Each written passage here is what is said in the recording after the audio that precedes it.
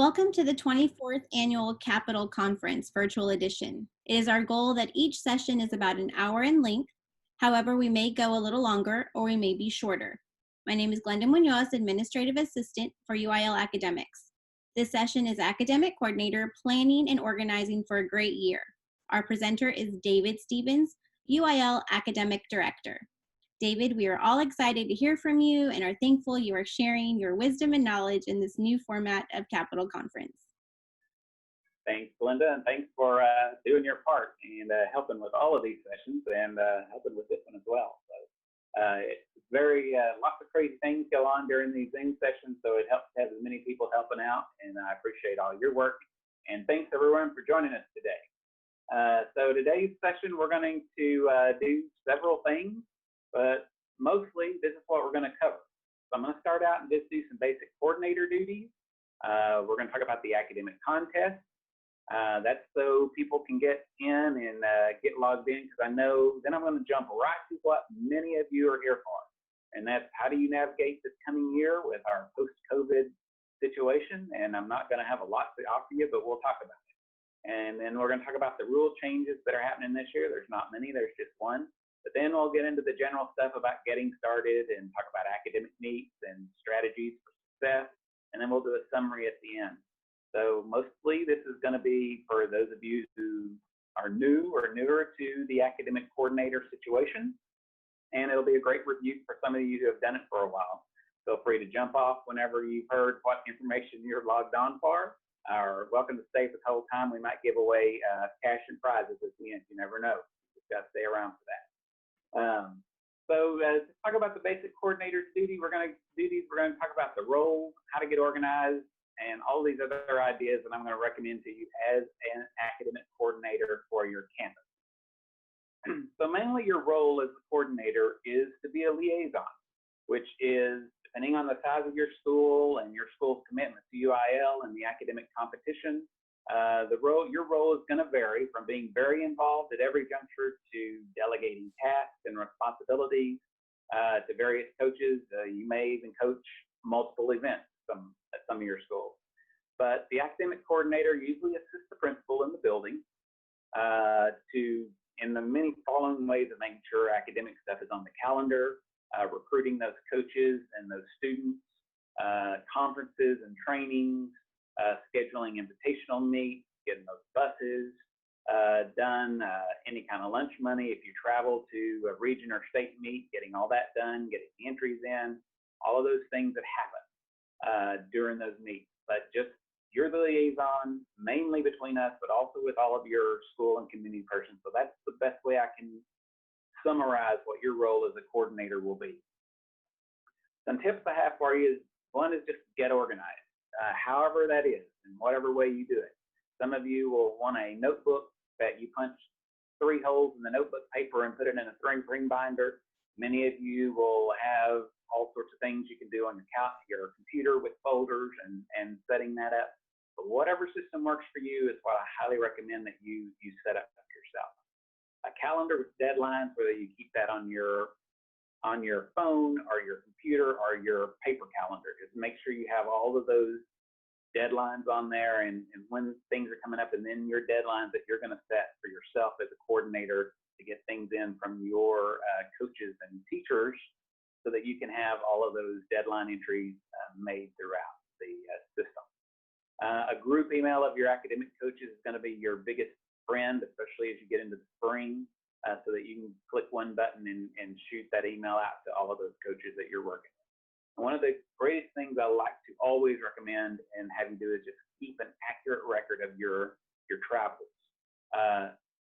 Copies of your bus requests, the results, hours worked, scholarships your students win. Many questions we get over the years. Can you tell us how many times we were the district champs or how we did 3 years ago? And sometimes we're able to look that information up, but it's amazing how quick you forget once you start doing this, and you do it for many years. So just get organized, keep those records, and do what you can to make a great deal out of it. And then being a team leader is one of the other big things that is one of your biggest jobs. It's just motivating others,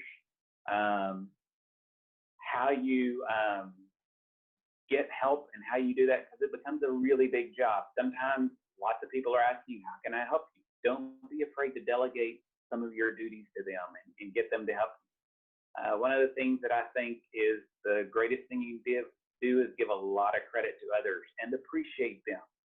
Just those small thank yous are always critical, always that acknowledgement of them helping you out and doing things for you, or the things that they've done that have made it successful.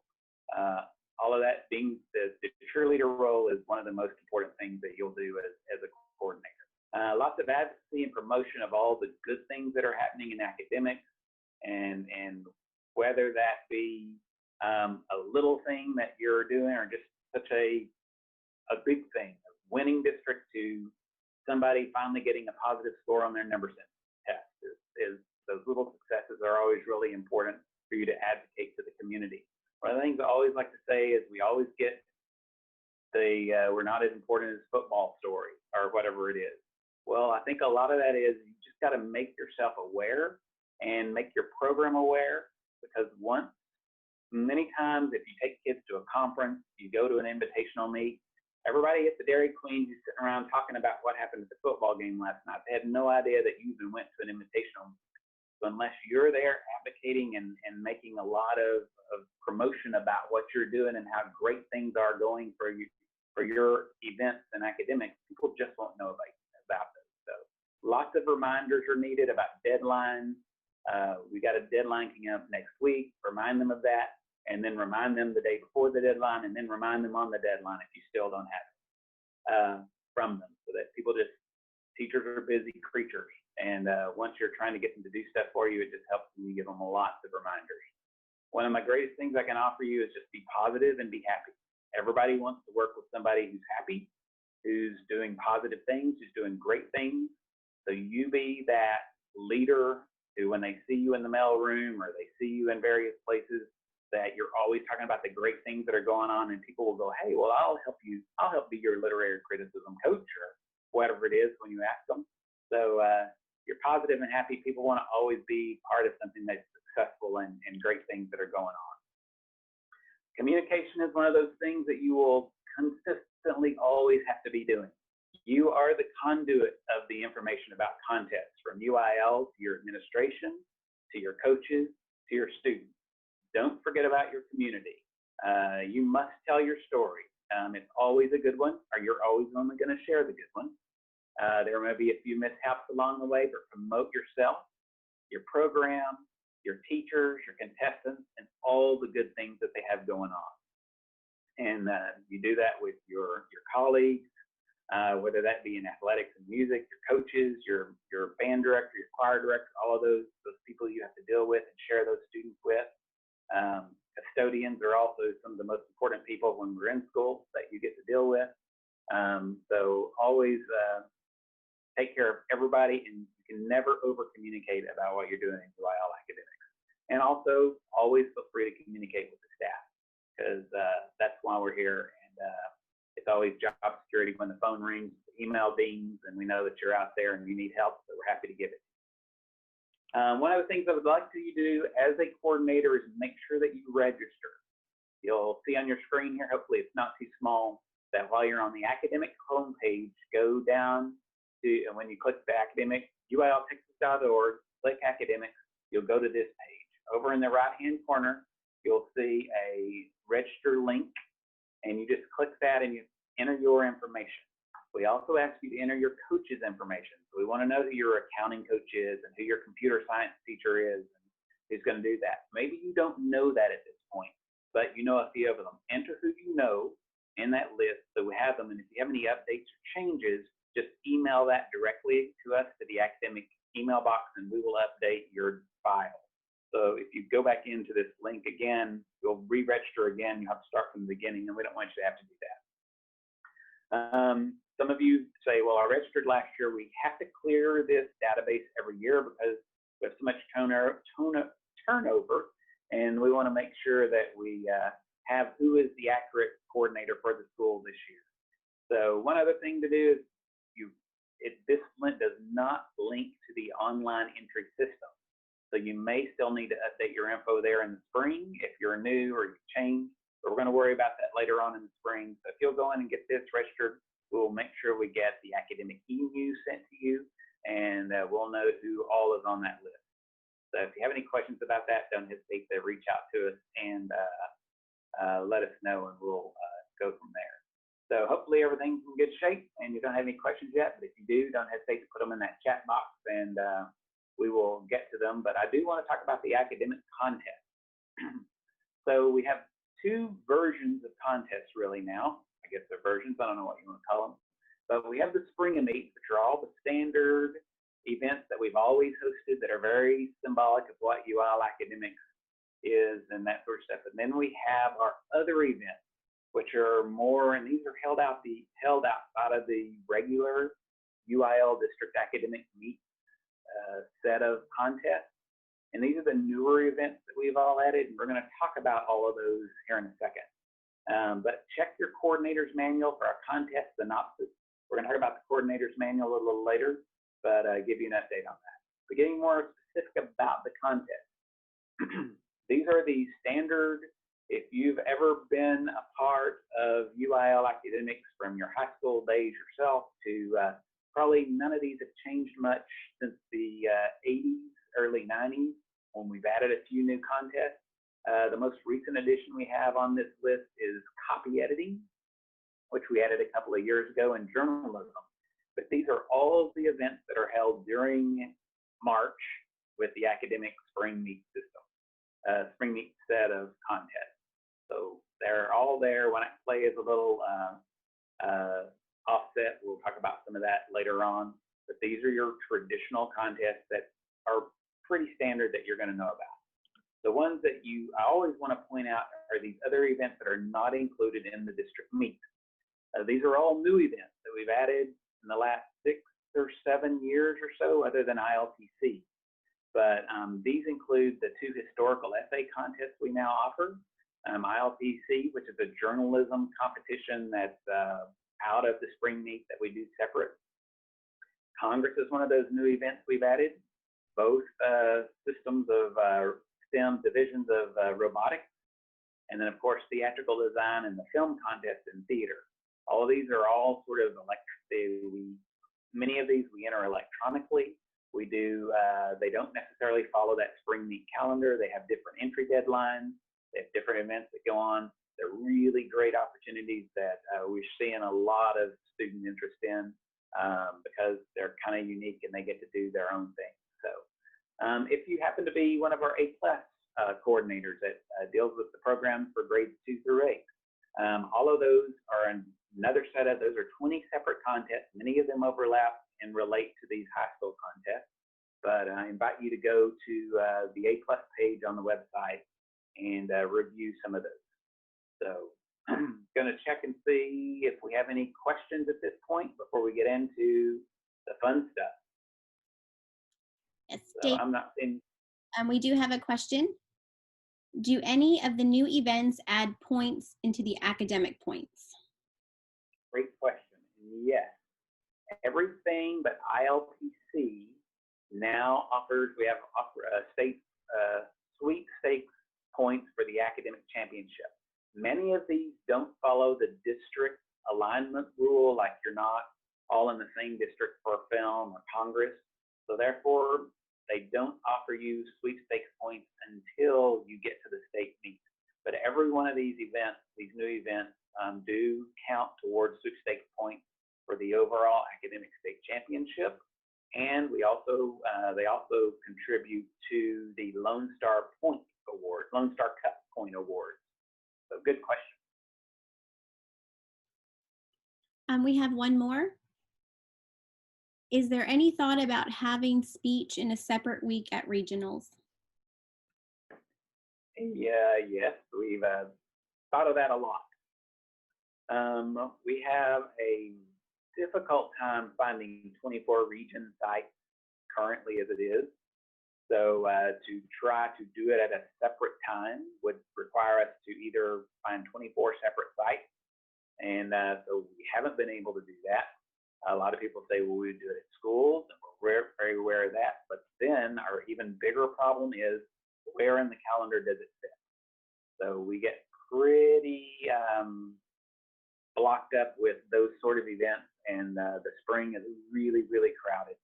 And so I know it's a conflict, especially those in smaller schools who have kids that are doing everything and they're trying to do lots of academic activities and speech activities, but they're doing LD. It really limits their ability to do other events. We're aware of that. We're going to keep exploring that, but at this time we don't have a plan to separate speech out at the region meet from the other events at this time. So, all right, anything else, Linda? No. All right, so we're going to move on to our next thing that's talking about what are we going to do this year, navigating 2021. So currently, the plans are to follow the UIL calendar as it's posted. We don't have any changes as of this moment to any of our events, including football, which is going to begin. Those workouts begin in a couple of weeks, actually, a week, less than 2 weeks, I guess. So I know families and teachers are frustrated and they just want to know what the plan is. I completely understand that. I think everybody does. TEA continues to change our guidance or get updates from what they understand based on what the governor's office said, based on all the data that comes out every day. County and health officials have been pretty low until recently, and now they're deciding what role they need to play and how school facilities should open. You have all of this tentacles of things that are going on. So the virus rages on, and as a reported statistics, whether you believe them or not, keep changing. The science does impact whether or not the experts tell us if it's safe to open the schools. So all of this, what UIL is determining, is based on all of these decisions that are taking place. So I know you want to plan, and trust me, we do too.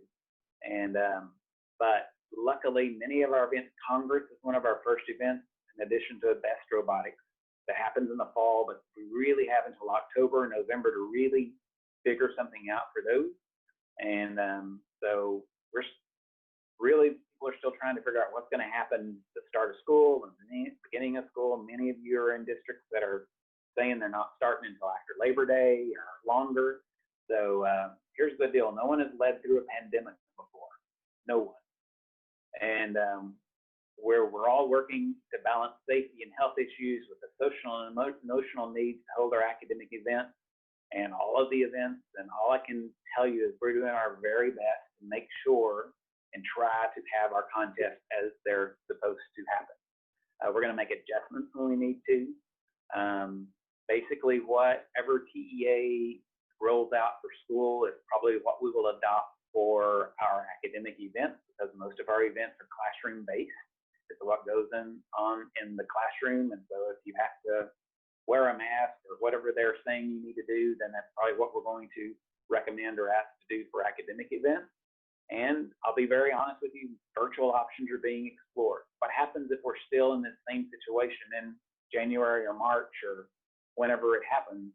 Is there a way we can offer our contests? And we're going to do everything in our power to make sure that happens, and then get those contests out there so that your work and your students' work isn't for nothing.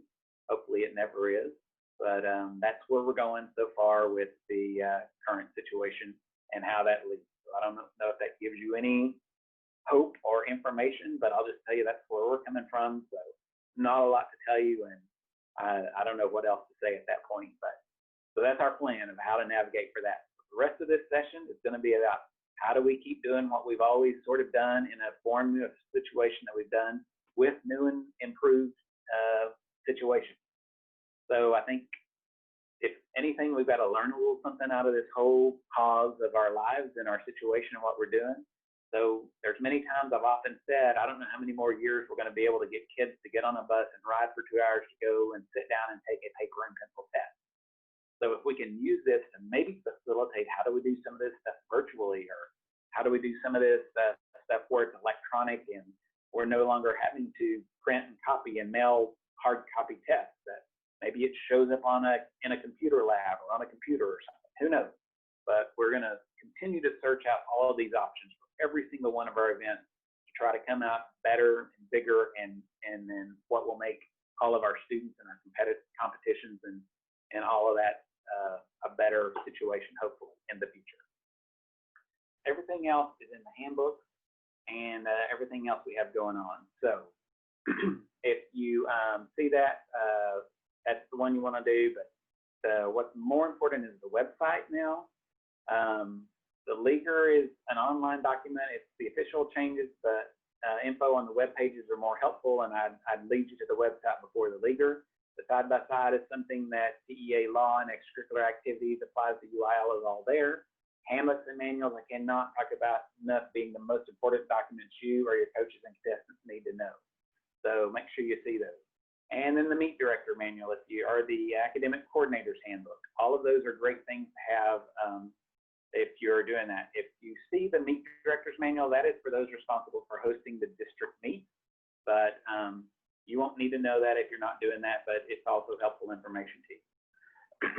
So here are the vital things that you really want to have. We've addressed how helpful the website can be. We've discussed where to find contest handbooks. These are written to be used by contestants, coaches, and the contest directors. So everyone has the same info at the same time. And the next important resource is study materials, which we will cover in detail next. But before we get there, I want to stop and ask for any questions. And we've had a little technical difficulty, and Glenda got kicked off. So sorry, I've been a little jerky, but now we have David Truffle, who's going to help us answer all the questions and moderate the chat box. So I'm going to go through the chat box because David just got logged in. I don't know how many he has, but I know, Ryan, you asked the question, how do you go about recruiting teachers if they don't get any kind of stipend? Well, even if they do get a stipend, it's probably not going to be very significant, especially once they take everything out that have to take out of. So not getting a stipend is not always going to be a hard sell. It is harder, I think. So if you can do anything to get your district to do a stipend, that is great. But it's not always the easiest thing to do. But there's a lot of those things I gave you, all those benefits I gave you for coaching and what's there, none of those mention stipends.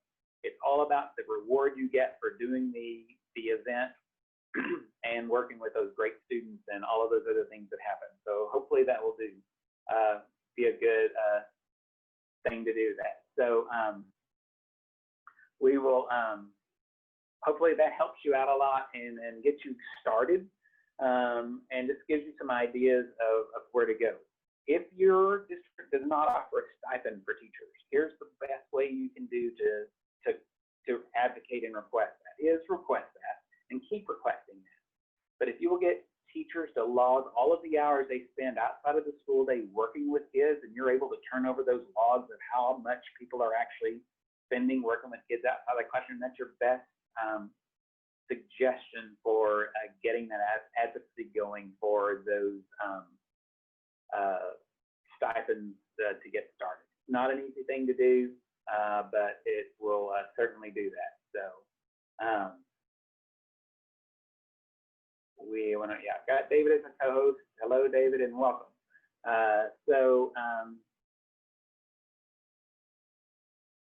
And we got a question, Cindy. See that we're going to come back to your question at the end. Thanks for posting that there. It's about judges, and we're going to do that too, but we'll get to that when we get to a break here. But I just wanted to make sure we don't have any other questions. So if you have any questions now, and we were asking you to send those to Glenda in a private message, you can now send those to David Truffle in a private message, and he'll make sure he sees them, or feel free to stick them in the general chat box, and we'll continue to try to monitor that as well as we go along.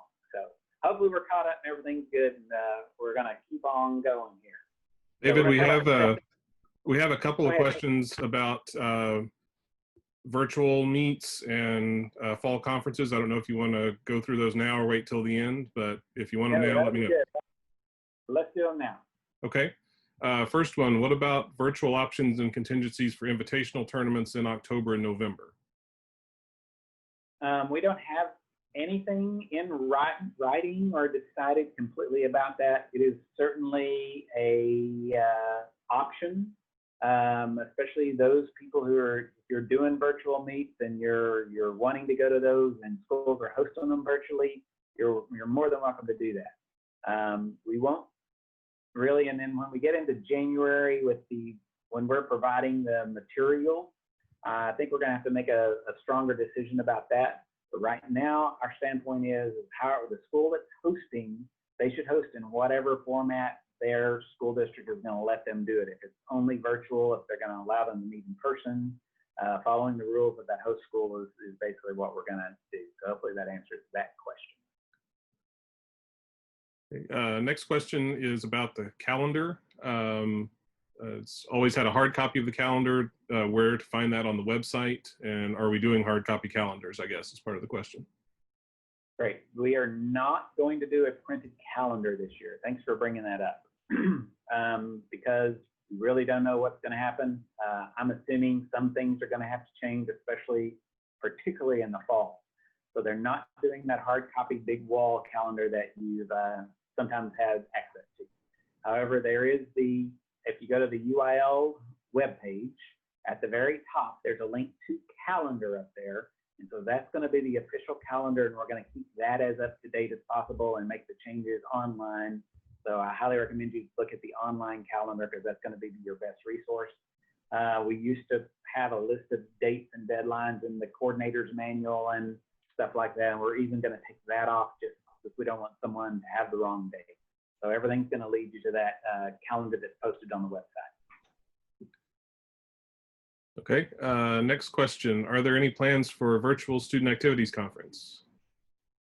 Yes, we're going to talk about student activities conference at some point, but yes, there's going to be some form of virtual, hopefully, that we'll get to. So we'll talk about that when we get to training down later in the slide. Okay, and the last one I have, if UIL Academics is unavailable or unable to convert tests to an online testing format, are districts able to take it online themselves? Yeah, but we hope we can do something. We're going to have something figured out by the time we get to March if we're still having to do a virtual option. If you have students in school and you're meeting with your students in school, there are going to be options for you to monitor that test taking and be able to do things like that. If we're still in a virtual format, or we have some kids who are doing virtual, it's going to be a little more difficult if we don't have a centralized platform. So that's one of those things when I said we're working on virtual options. That's one of those things we're continually researching and seeing what might be possible, so that we're going to try to make sure as many students and as many schools can participate as possible.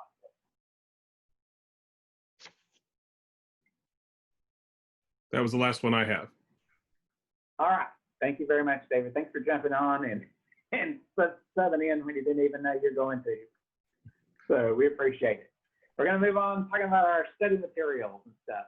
As I told you, we're working on a study materials webpage, what will show up on the resources page. But right now, here's the link to where you can go to buy those study materials.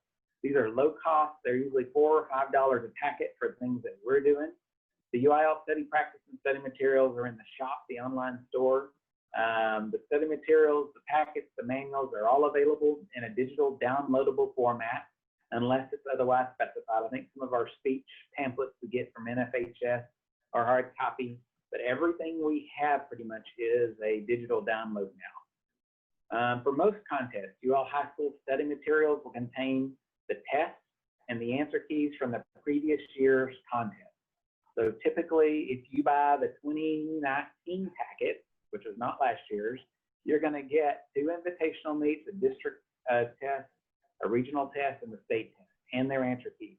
And that's what the UIL study packet is. So now let's have a note about 2020. So last year, we're going to have some packets that are going to have the invitationals through the state test included, because they can't reuse some of that material or they had already created it. And then some of our packets have a partial, maybe they have the invitationals and the district test. You may have already had the invitationals and the district materials for most of that. I'm lobbying really hard for us to offer that all for a free download of last year's materials, but it's not looking totally promising. So we may have to do something like $2 a packet or something like that. So anyway, that's one of the reasons we don't have the study materials from 2020 posted yet. But we're going to get those up as soon as we get all of that ironed out. There's just been a few more fires burning that were more important than the study materials. But for the most part, most of you were able to get many of those tests, and hopefully you have them. And if not, we're going to make sure that the study packets get posted so you can get them, and we can continue with our collection of all of those archive materials that we have. So that's the note about the 2020 resources. There are going to be some that are complete. There's through the state test. There are going to be some that only have the 2 invitationals and the district meeting. So we're going to we'll have that labeled out on each of those when you see it as well. So anything before that is a complete archive. I think we have archives back to 2012 now for many of those resource materials. So consult your academic coordinator's manual, and you're going to get a detailed description of what's offered in those study materials. But again, most of the UIL stuff is just the previous year's test. But you have other options. There are additional study materials available. So there are companion companies listed on an additional resource web page. That's under resources, additional vendors, which is at the end, additional resources, I think, which is labeled at the bottom of that page. It provides resources and study materials for a variety of UIL academic contests. UIL does not review nor endorse these supplemental resources. Check with your successful school coaches to see what materials they use and which ones they find useful. This is simply just posted there as an additional resource. Some of these will send you a new test every 6 weeks that's of the current situation or of updated materials and that sort of thing. So many of them are very valuable, but I can guarantee you many of them are much more expensive than $4 or $5 a packet, which we do for the UIL stuff. So do what you can and check them all out, but there's some that are really great there. So talk to your friends and colleagues about what works for them. Great, I'm gonna stop there before we get into this new section and make sure we don't have any other questions. How long do the digital downloads stay available after they're purchased is one I can see. I think you have access, I don't know exactly, Chris, but if you have links from the previous year and you didn't get those saved, to see if the link still works. But typically it'll be for that school year that link works. Once you get a link, feel free to download those things, save them to your desktop, print them out, put them on your refrigerator, whatever you want to do with those. So they're yours to utilize once you get them. That's all I see. David, do you have anything else, questions you've received? No, don't have anything else at this point. All right, we're marching forward. Let's talk about academic meets right quick. It's going to be elementary for many of you and informational for others, hopefully. So we're going to go through everything on this page here about academic meets, starting with invitational meets. So invitational or practice meets are opportunities for a school to participate in a practice setting for an academic contest for those activities. Rather than going to a district meet without any formal experience, I highly recommend that you try out and get your kids sat in this practice meet or an invitational meet. Most students who are successful in academic meets have attended multiple invitational meets before the district contest. I meant to set up a poll and I forgot, but I was going to send a poll out and ask you how many district track meets does your school attend? And typically when I ask this in a live meet, they'll go, oh, 3 or 4 or multiple or 10. And the real answer to that is 1. You have 1 district track meet. Let's talk about golf. If you have kids who do golf, they have 1 district golf meet, but those golf kids are gone all the time because they're at these invitational or practice meets. No coach is going to send their kid to a track meet and running hurdles or running a relay for the first time in public at the district meet. You got to go see what it feels like in that real contest opportunity. Invitational meets are your chance.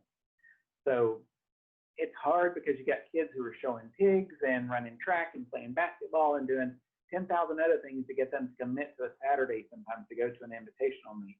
But you'll have some that do, so I highly encourage you to do that. You'll see here's our webpage for invitational meets under academics, meets, invitational meets, where you find that link. And UIL provides material for an invitational A and an invitational B set. The A spans mostly the month of January and a little into February.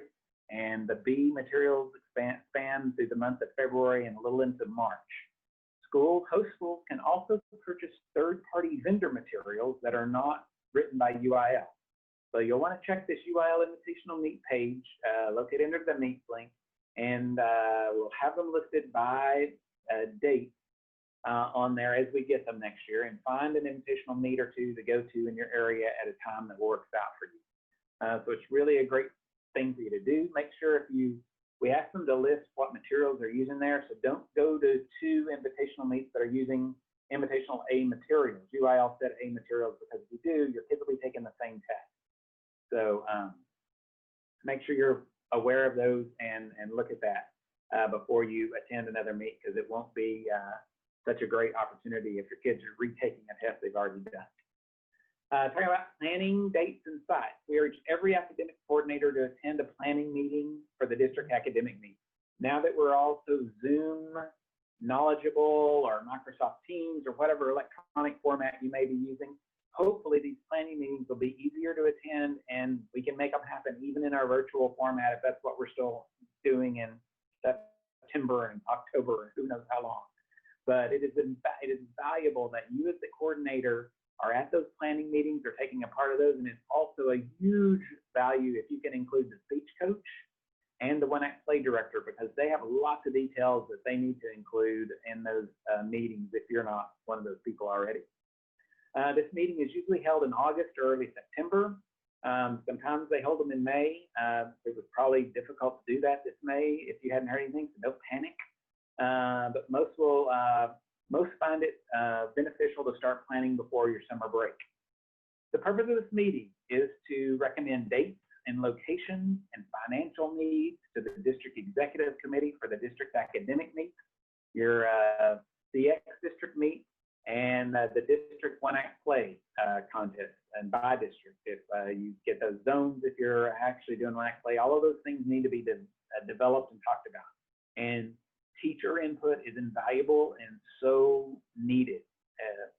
You know, it's such a value for you to put that in, all have input in there. Speech coaches, one-act play director, administrators, and all those interested parties should be included in this initial planning. Make sure that you're picking a school to host a one-act play who actually has a facility to host it.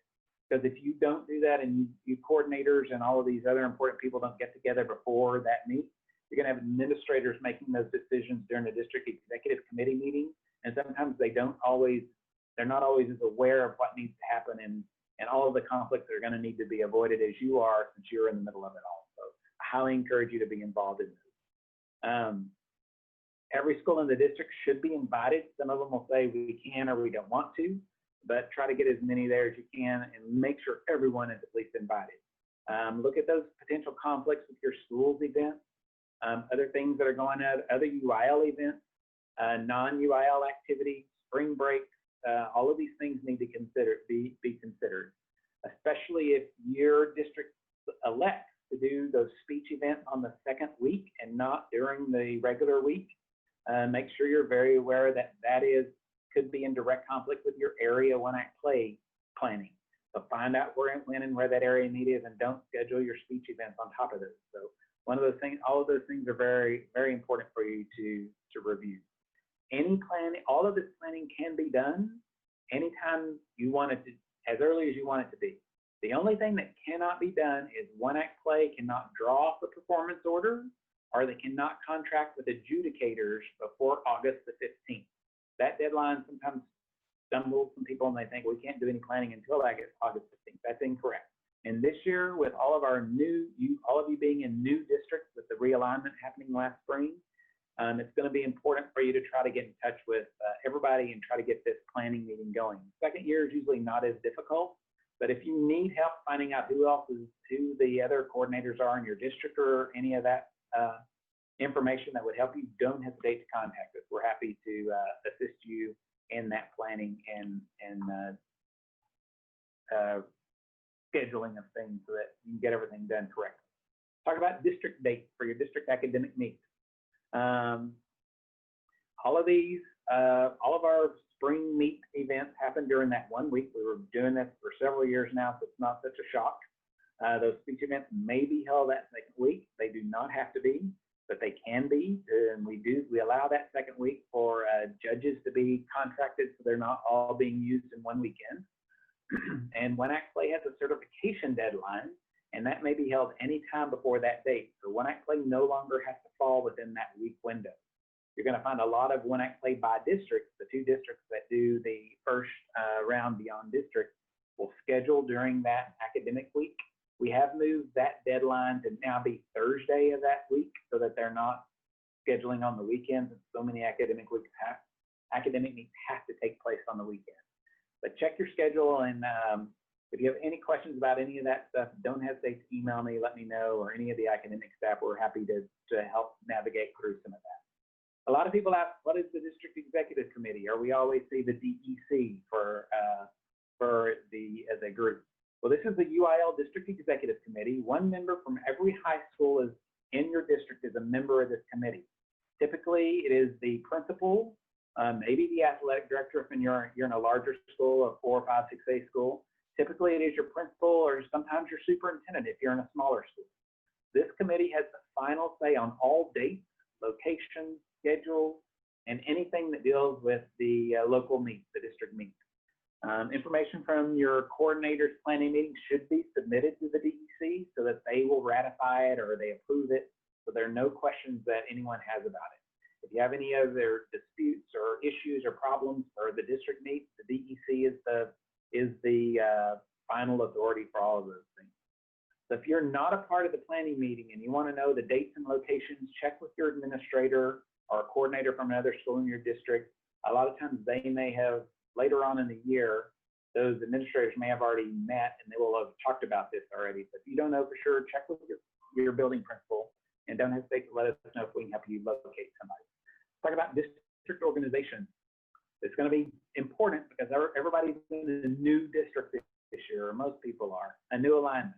So those of you who are doing A+, the event for grades 2 through 8, you're not assigned a district by UIL.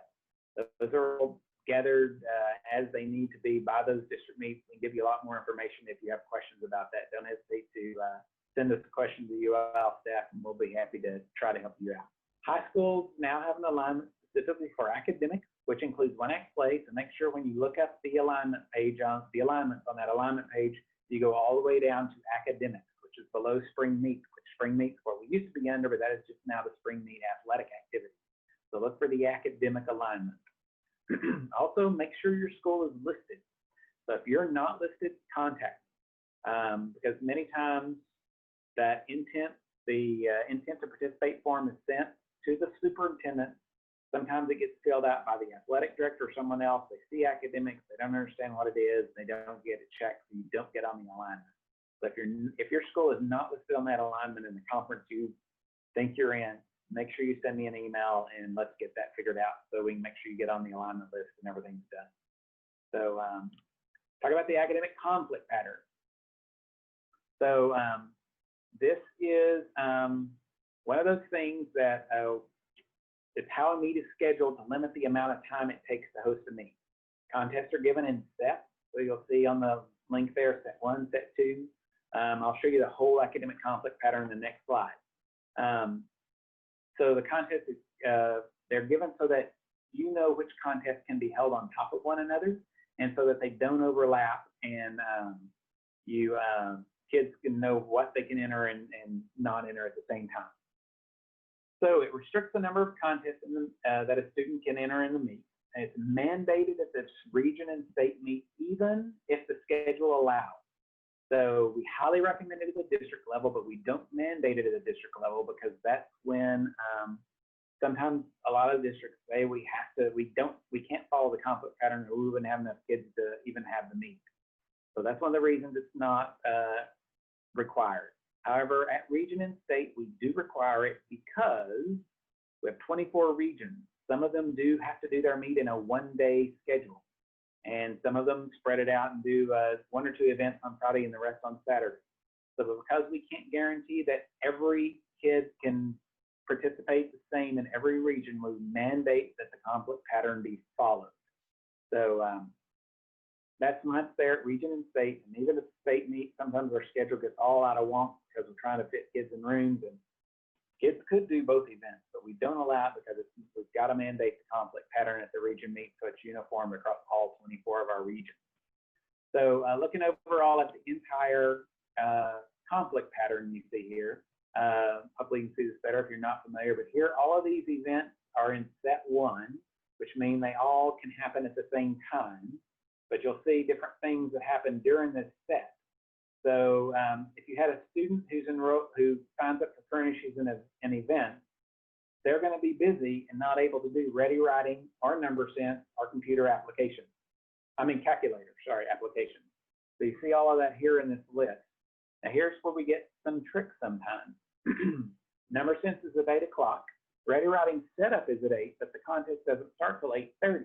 So people try to enter both of these number sense and ready writing at the region meet. Usually is where this happens.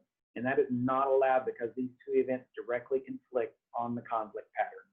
So there's in the academic coordinator's manual, there's 3 pages that try to explain and clarify the conflict pattern. So please look that over. If you have any questions at all, please don't hesitate to ask us at any time. We'll answer those questions what we can. Meet entry procedures, we're just going to kind of buzz through a lot of this stuff because this is going to be in spring. So hopefully you will we'll answer more questions and be able to answer those if you have those. But all entries are entered in an online entry system. The online entry system for CX debate and the spring meet and all of that and one act play is all different levels in the spring meet entry system. But this is how you verify your students' eligibility. So it can be confusing. There are a lot of instructions, but if you're in doubt, don't hesitate to contact UIL academic staff. We'll help you through it. But this is for those main spring meet contests that we talked about earlier that happen in the spring meet. All of those other events that we had on that second slide, like Congress, film, theatrical design, the essay contest, and robotics, all of those have a different entry procedure. So check those events handbooks for the specifics of how you enter those. The only thing you enter in the online entry system is those spring meet events, which include CX debate and one act play. So I'm not going to get into more detail about that now because it can get very confusing and get in the weeds. We could do an entire session just about the online entry system. But hopefully we have enough information in the handbook and the manual with a guidebook about that, about how you access the system and how you get on it, and how you create your UT because it lives on the UT mainframe is why you do that. But to get there, go to the academic homepage, go to Meet, go down to the very last one, the academic Meet entry system, and that's where you can enter your students. Now, they have until November, Meet directors have until November 1st to set up their CX debate page, and until February 1st to set up their academic Meet. So until your Meet director gets those set up, you won't be able to enter students in your contest. But don't worry about all that now, but when you get closer to November, if you don't know what I'm talking about, don't hesitate to email us or ask us, and we'll help you through it. Here's more information about signing into the system, about your EID and all the stuff that you'll need to do. You'll have to update your your information if you're new or if it's changed. So make sure you update all that on the school information when you get there and go through that. But I'm going to buzz on through this because that's many months from now. And talk about some other stuff like entries for region and state. So once you get your kids entered for district, the district meet, for that district meet, you never have to go in the online entry system again because the results from district forward onto the region and your region results forward onto the state. So entry after the district meet is unnecessary. So don't worry about entering anything after you get them in. But what's important is that you enter those students' names correctly and they're spelled correctly, and make sure you get the first name in the first name column and the last name in the last name column, and follow the instructions because that follows them all the way through. So that's what we do for the entries at the district meet, and then how we get them for the region and state meet as well. Talk quickly about substitutes because this is a long way off, but I just want to put this bug in your ear if you don't already know it. But substitutes, here's all the stuff at the district level. If they're listed on the district entry, list those substitutes as a backup plan in case one of your original contestants are unable to participate.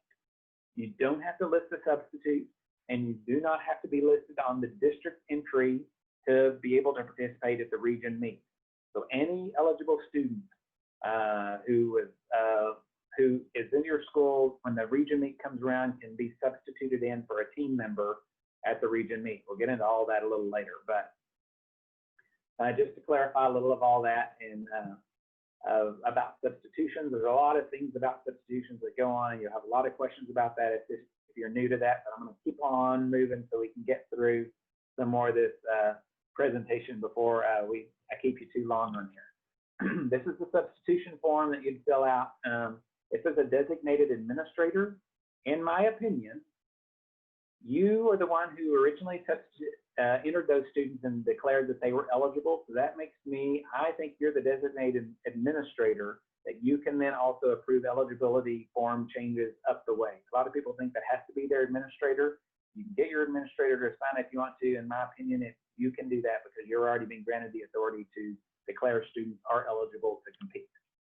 A lot of information in here about substitutions and how you do those, and there could be any eligible student from the school at the region and state meet. There's also ways when you're at the region and state meet, you're only going to substitute for your team members. And there's lots of rules about if you have to have a team of 3, so you can only sub a maximum of 1 student. And so as long as you have a team of 4 that have advanced, you can still lose 2 students and substitute one of them and compete as a team of 3. Lots of information in the handbook about substitutions, especially at the region and state level. If you have any questions, please let us know that you can do, what you need to do, what we can do to help clarify those out.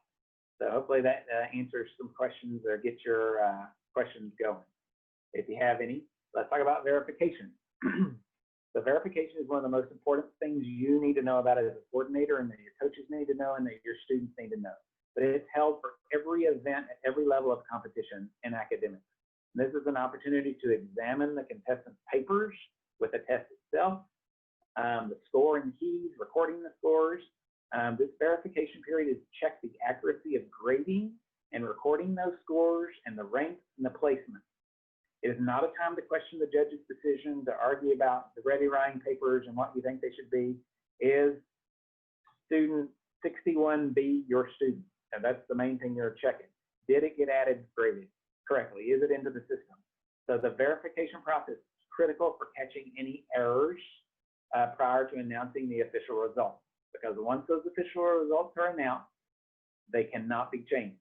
And we've had a lot of mistakes over the years about things that could have been caught in verification.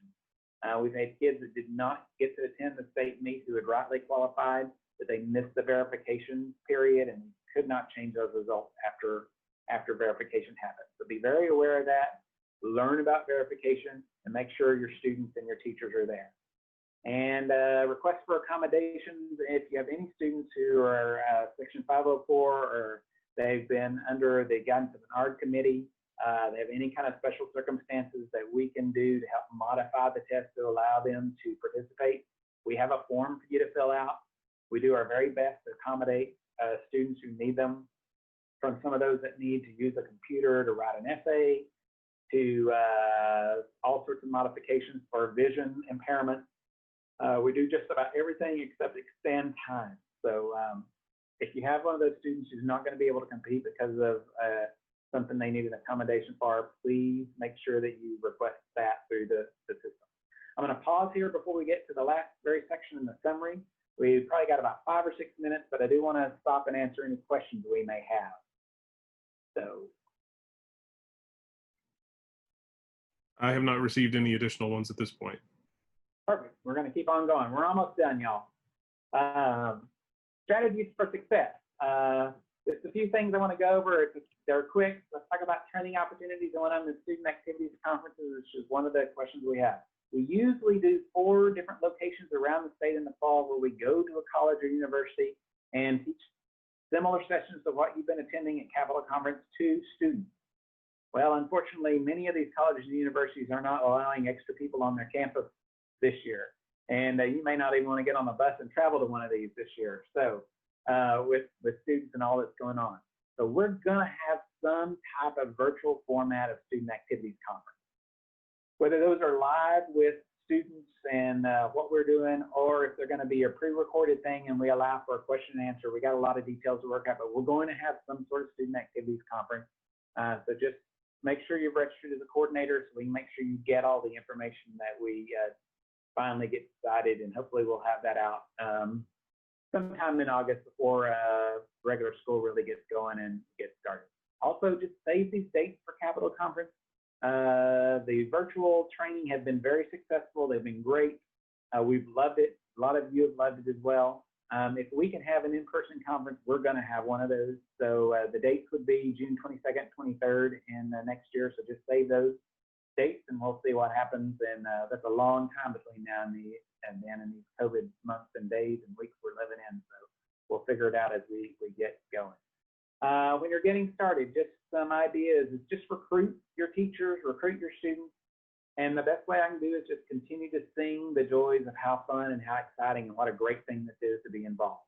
And people will follow you like you're the Pied Piper. Focus on a few, if you're just starting out, sometimes it's important that it helps if you just focus on a few events. Maybe you do a few events you have coaches for, a few events you know your students will be good at. In one of the contest areas, maybe you do the STEM events and speech events or something. And then add things as you go along and as things get popular. Sometimes it's just hard to find computer applications or accounting coaches or students who are interested in those or any of the other events. So if you're having low interest, then don't worry about it. Focus on some of those areas, get good, get a reputation going, and build on that success. Attend invitational meets, multiple ones if you can, and celebrate even the tiniest of your successes. Even if, you know, one of my favorite examples is Number Sense is one of those contests we have where students can earn a negative score.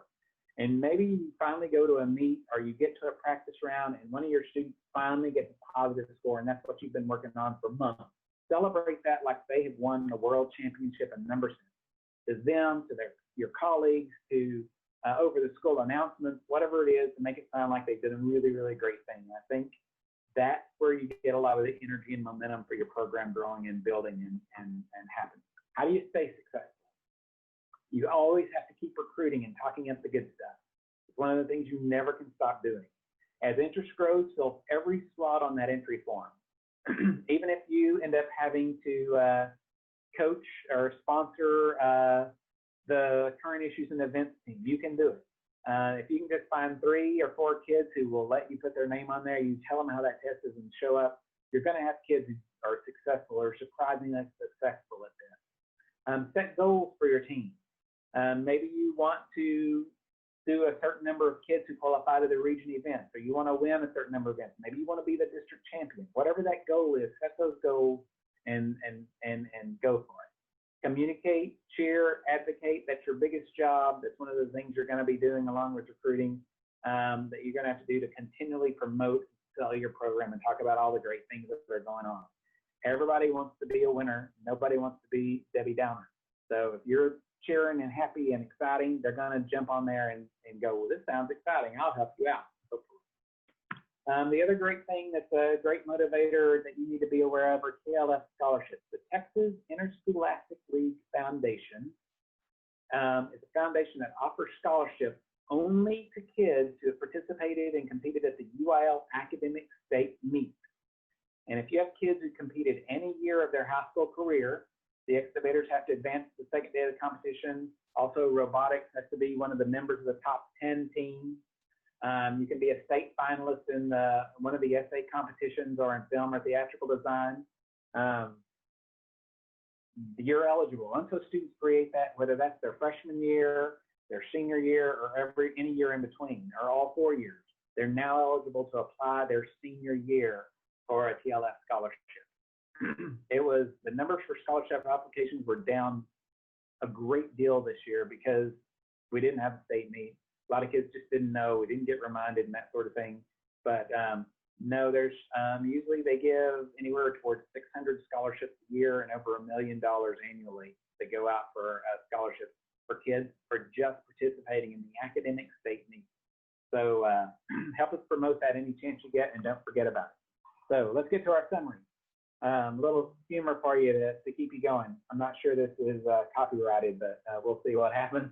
Hopefully it's not. So anyway, a little quick summary, just some essentials for you to know about, for you to be reminded of, are all there. We've talked about every single one of these, but the main thing you want to do is start recruiting your students, your coaches and your students. If you're having to do that virtually, you're going to have some challenges ahead of you, but if you'll go back and listen to Nicole's session earlier for coordinators, you're going to learn a lot about how she has some great ideas about recruiting coaches and especially students. Your study materials, all of that stuff, integrate these contests into your curriculum, attend your training opportunities, which are already here. So keep doing that. One of the greatest things you need to do is work with those athletic coaches and your music directors to avoid those conflicts. Typically, that's where you're going to get your biggest problem. Give priority to those contests that count towards UIL standing. You're going to have the UIL regional academic meet that's going to conflict with some possibly non-district baseball games. So if you can't share kids for that day, figure out how to do that. And once again, I can't tell you enough how to just celebrate your successes. And know the rules. The website is going to be your best friend in all of those handbooks and manuals for each of those events. So make sure you do that. Network locally. If you have a school who's really good or a coordinator who's had multiple successes, don't be afraid to hitch your wagon to them for a while and talk to them, because they are going to, if they're great and they've learned how to do this, they're going to share every bit of information they can with you, because there's no secret. It's a lot of hard work, and anybody who's gotten there by hard work, they're going to share everything they do with you, because you're going to have to work just as hard to be as successful as they are. So do that networking. And also, I want to always encourage you to ask the UIL staff. We're here for you. We're on email all the time. During contests, we're available all day during those big Saturday meets and the weekend meets, and we will do anything in the world we can to help you out. We're never too busy to answer your call or get back to an email with you. I promise you, we're never as busy as you are. So please don't hesitate to contact us when you have a question, because that's why we're here. So David, do we have any questions yet? I have one additional question. Is it possible for next year's Capitol Conference to be virtual as well as in person? We have done some talk about that, and yes, hopefully we'll be able to do some sort of virtual format of it as well, and do some Zoom meetings along with our live meetings. I think now that we've got this technology, we need to figure out how to use it and the best of our ability.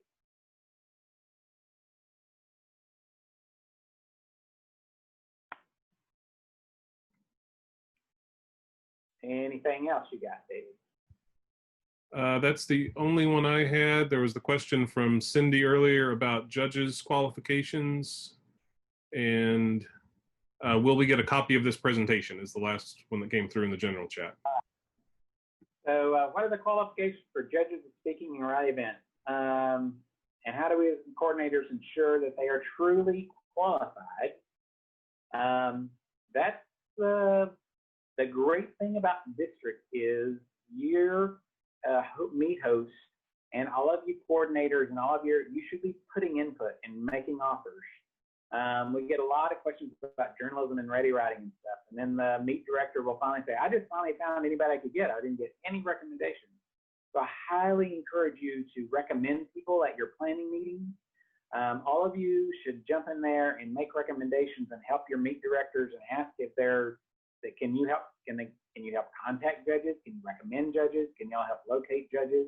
That's the best way to find qualified judges, is find those judges that you know are great and that you wouldn't mind judging your kids, and certainly wouldn't mind other people judging, others judging. So jump on there and do what you can to make that happen.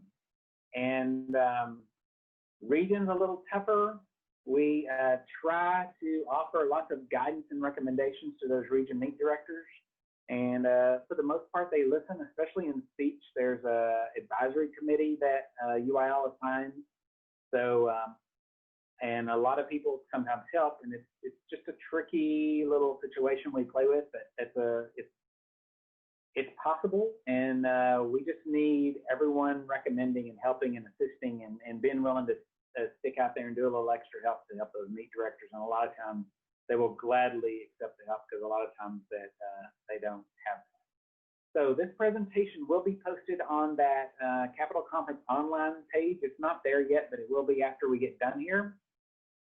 And I don't know, since Glenda lost her Wi-Fi went out, or her internet went out, or she's having trouble, she was recording the session, so we may not have a recording of this, but I'll be happy to do an individual session with you, or anything else we need to do at some point whenever we get that going. So if we don't have a recording of it, we will have at least have the PowerPoint posted, and we're really happy to answer and help you along with any of your questions along the way. If you're brand new, or whether you've done it for 20 years, we always like to hear from you and help out. So just a reminder, we had a question about certification. If you go to the Capitol Conference online page, you can think, oh, Glenda's posted it. There it is. She's back. The link is there in the thing. That's where you put your CPE form, fill that out, and we will email certificates where you will fill in the total number of hours of all your Capitol Conference sessions that you've attended to that certificate to turn into your district for your CPE credit. So anyway, thanks for all you're doing as well. So I think I've answered all the questions over there, and I'm happy to be helpful. Thank you, Paula, for that comment, but thank you for just being willing to jump out there and always host. Paula's one of those people who hosted for the first time and was scared to death, and she came out and did a fantastic job. And so we like when that happens, and hopefully she'll continue to host forever. So her principal and I may have twisted her arm a little bit, but it's all right. We survived. So thanks, everybody. We're going to wrap this session up. Sorry it went a little longer than I intended, but we're always here for you, so don't hesitate to let us know anything you need. So if nothing else, we're going to sign off. And thanks for all the things. Good seeing y'all. Appreciate it. Thanks for being with us, and good luck with the start of this school year, however that may end up being. So we appreciate it.